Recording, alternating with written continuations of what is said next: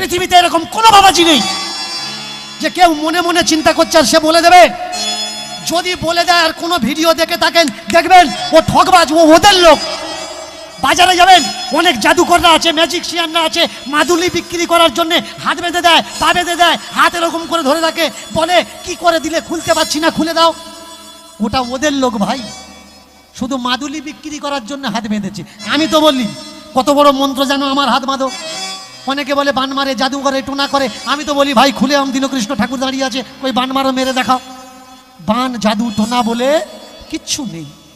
তবু এখানে আপনারা যারা বসে আছেন না, চেক করুন, খুব কম মানুষ পাবেন যার তাগাতে মাদুলি নেই,